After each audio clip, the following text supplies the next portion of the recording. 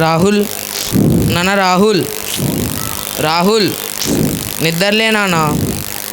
ఏంటి నాన్న ఆదివారం రోజు కూడా ఎంత త్వరగా ఎక్కడికి వెళ్తున్నారు? పని ఒత్తిడి ఎక్కువడంతో ఆదివారం కూడా పని చేయాల్సి వస్తుంది నాన్న. ఏంటి నాన్న మీరు ఇంకా అదే జాబ్లో ఉన్నారా? మీకు తెలుసా మా ఫ్రెండ్స్ అందరి దగ్గర లేటెస్ట్ ఫోన్లు, లేటెస్ట్ కార్లు, లేటెస్ట్ బట్టలు ఉన్నాయి. కానీ నేను మాత్రం, మీకు తెలుసా నాన్న వాళ్ళ లైఫ్ ఎంత క్లాస్గా ఉంటుందో? వాళ్ళ నాన్నలందరూ ఈ కార్లు తిరుగుతారు. మీరు కూడా ఆ జాబ్ మనిషి పెద్దగా ఆలోచించండి నాన్న. అప్పుడే కదా నా అవసరాలతో పాటు నా ఆశలు, నా కోరికలు కూడా తీరేది. చూడు బాబు, మన స్థాయి ఎంత ఉందో ఆ స్థాయిలోనే నిన్ను చదివిస్తూ పెద్దవాడిని చేస్తున్నాను. నా కష్టమేరికి పనిచేసి మన ఇంటి గడపను నీరుస్తున్నాను. మనందరి ఆశలన్నీ తీరేలా చేస్తున్నాను. ముందు మనిషి ఆశలు తీరిన తర్వాతే కోరికల గురించి ఆలోచించాలి. ప్రస్తుతానికి 10,000 రూపాయలు తీసుకొని బ్యాంక్ అకౌంట్లో జమ చేయి. లోన్ కట్ అవుతుంది. పోయినసార్లు డబ్బు అసలు వృధా చేయకు, అర్థమవుతుందా? జాగ్రత్త. లోపల భోజనం ఉంది, వెళ్ళి తిన్నానా? ఏంటి నాన్న రోజు అదే పప్పు అదే అన్నం, దానికి ఎందుకు? వెళ్ళండి నాన్న వెళ్ళండి.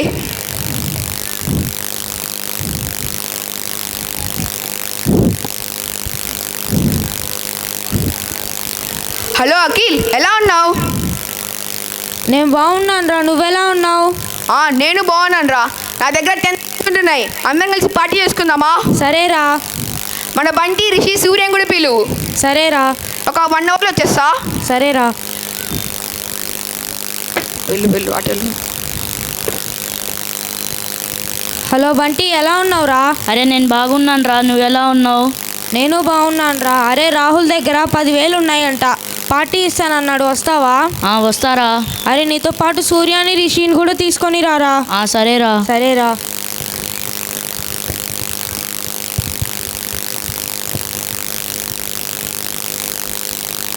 హలో రిషి. హలో బంటి, ఎలా ఉన్నావురా? అరే నేను బాగున్నాను రా, నువ్వు ఎలా ఉన్నావు? అరే నేను బాగున్నాను రా.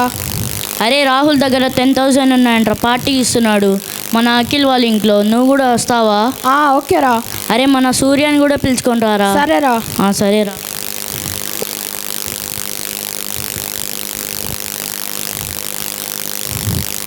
హలో సూర్య. హలో రిషి. అరే ఎలా ఉన్నావురా? బాగున్నారా, నువ్వెలా ఉన్నావు? ఏం బాగున్నాను రా. మన రాహుల్ దగ్గర 10,000 ఉన్నాయంట, పార్టీ ఇస్తాడంట, వస్తావా?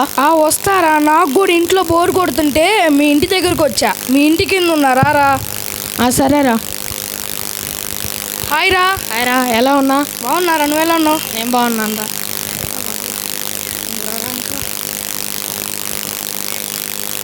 హలో బంటి. హాయ్ రా. ఎలా ఉన్నావురా? బాగున్నారా? హాయ్ రా. రాండ్రా పోదాం.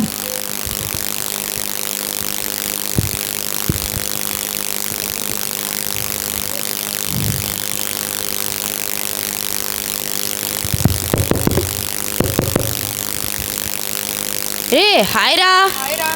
హాయ్ రా. హాయ్ రా. హాయ్ రా. లోపల రండ్రా.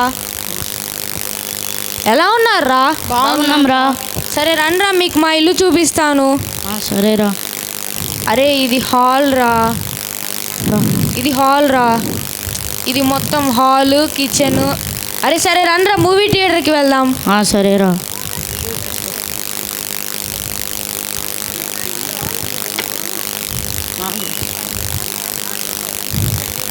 అరే రాహుల్ ఎక్కడ్రా? అరే తెలీదురా, రాహుల్ వచ్చేసరికి లేట్ ఎలా ఉందో, అలా మనం సినిమా చూద్దాం. సరేరా.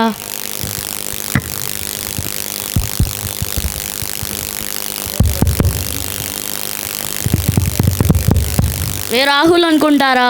వస్తున్నా రాహుల్. హాయ్ రా, ఎలా ఉన్నావు రా? బాగున్నా, నువ్వు ఎలా ఉన్నావు రా? నేను బాగున్నాను రా, కొంచెం ఇల్లు చూపిరా. సరే రారా. అరే ఇదిగోరా, ఇది మా హాల్ రా. అది డైనింగ్ ఏరియా. ఇది మొత్తం హౌస్ రా. సరే రారా, నీకు మూవీ థియేటర్ చూపిస్తాను. సరేరా. అందరూ వచ్చేసారా? ఎలా ఉన్నావురా? బాగున్నావా? హాయ్ రా. హాయ్ రా. హాయ్ రా. హాయ్ రా. వావ్, మీ హోమ్ డే చాలా క్లాస్గా ఉందిరా. థ్యాంక్స్ రా. 6 లక్షలే డాడీ నా కోసం స్పెషల్గా తెప్పించారు. ఇదెంతరా? మా ఇంట్లో దీనికన్నా కాస్ట్లీ అయింది. అంతేలేరా, మీ డాడీ లైన్ కొంచెం బాగా రిచ్ కదా. మేము కూడా మీలాగే బాగా రిచ్ అయ్యి అందరినీ షాక్ చేస్తా. నిన్ను కూడా రా. సరేరా. రే ఇదంతా వదిలే రాహుల్, పిజ్జా ఆర్డర్ చేయి, తిందాం. సరేరా. అరే యార్, నా ఫోన్లో ఛార్జింగ్ లేదురా. అరే నేను ఆర్డర్ చేస్తాలేరా. సరేరా, ఛార్జింగ్ ఎక్కడుంది? అటు ఉందిరా.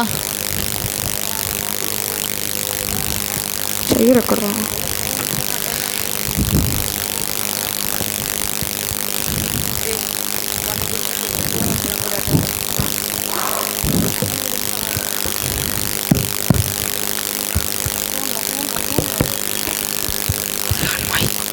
అవ్యాన్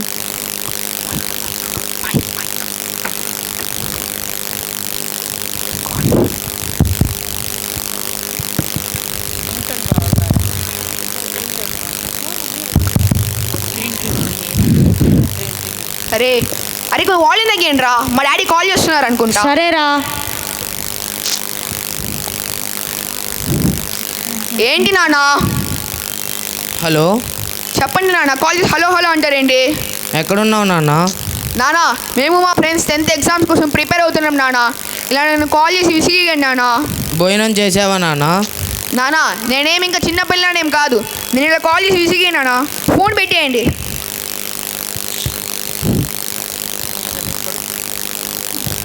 అరే అఖిల్, పిజ్జా ఆర్డర్ చేసి చాలాసేపు అయింది కదరా, ఇంకా రాలేదేంట్రా? తెలీదురా.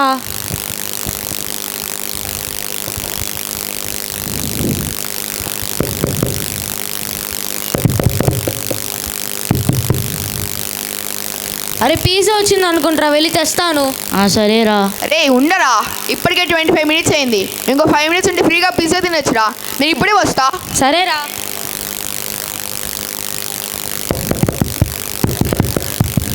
అరే నేను వెళ్ళి తెస్తాను లేరా. సరేరా. గుడ్ ఆఫ్టర్నూన్ సార్, మీ ఆర్డర్ తీసుకోండి. ఏంటే మీరు ఇంత ఆలస్యం ఎందుకు పట్టింది మీకు? సార్, అది లిఫ్ట్ పని చేయడం లేదు సార్. 7 అంతస్తులు పైకి నడుచుకుంటూ రావాల్సి వచ్చింది. ఏమైంది అఖిల్? అరే ఏం లేదు యార్, ఇవన్నీ వాళ్ళ డ్రామాలే. సూటిగా చెప్పొచ్చు కదా ఆలస్యం అయిందని, ఇంత నాటకం ఎందుకు? సార్ సారీ సార్, ఈ ఒక్కసారికి ఆర్డర్ తీసుకొని పేమెంట్ చేయండి సార్. ఈసారి నుంచి త్వరగా వచ్చి మీ ఆర్డర్ మీకు టైంలో డెలివరీ చేస్తా. సారీ ఏంటి, ఇవన్నీ మీ నాటకాలు కదా? పిజ్జా టైంకి డెలివరీ చేయరు కానీ డబ్బులు మాత్రం మొత్తం కావాలంటారు. నేను మీతో ఇంకా మాట్లాడను. అఖిల్, నీతో మాట్లాడరా. సరే బంటీరా, నీకు నా లేటెస్ట్ ల్యాప్టాప్ చూపిస్తాను.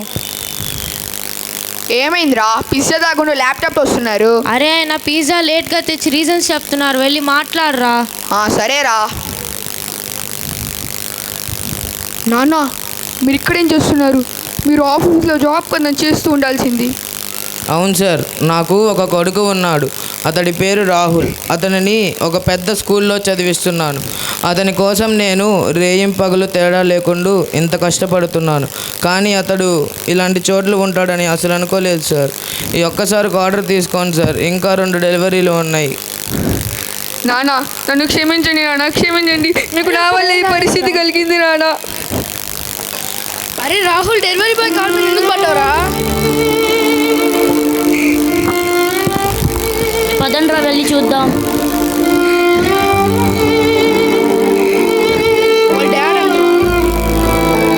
చెప్పు. చూడు బాబు, నేను బతకడానికి ఒక పని ఉంటే చాలు. కానీ నిన్ను చదివించి పెద్దవాడిని చేయడానికి నేను కష్టపడుతూ ఇంత పని చేస్తున్నాను. కానీ నువ్వు నన్ను ఇంత మోసం చేస్తావని అసలు అనుకోలేదు నాన్న. నాన్న, నన్ను క్షమించండి నాన్న. నేను తప్ప ఎప్పుడు చేయను నాన్న. నేను బాగా చదువుకుంటున్నాను నాన్న. కానీ ఈరోజు మీద కళ్ళు తెరిపించారు. ఐ ప్రామిస్ నేను తప్ప ఎప్పుడు చేయను. అంకుల్, మమ్మల్ని క్షమించండి అంకుల్.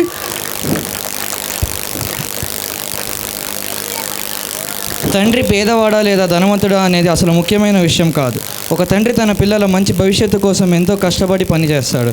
ఆయన తన సొంత సుఖాలను కూడా వదిలి పిల్లలు బాగా చదవాలి, మంచి జీవితాన్ని పొందాలని ఆశపడతాడు. అందుకే తండ్రి ప్రేమ త్యాగం గొప్పది మరియు అమూల్యమైనది. కొన్నిసార్లు పిల్లలు తమ తండ్రి పేదవాడని సిగ్గుపడవచ్చు, కానీ అది సరైన ఆలోచన కాదు. నిజానికి కుటుంబం కోసం నిజాయితీగా కష్టపడే తండ్రి మీద గర్వపడాలి. ఆయన కష్టం మరియు ప్రేమను గుర్తించి ఎప్పుడూ గౌరవంతో మాట్లాడాలి. తల్లిదండ్రులు మన జీవితంలో మొదటి గురువులు మరియు మనకు మంచి మార్గం చూపించేవారు. కాబట్టి ప్రతి పిల్లవాడు తన తండ్రిని గౌరవించాలి, ఆయన కష్టాన్ని అర్థం చేసుకోవాలి మరియు ఆయనపై ఎప్పుడూ గర్వపడాలి. అప్పుడు మాత్రమే మనం మంచి పౌరులుగా ఎదగలుగుతాం. ధన్యవాదం.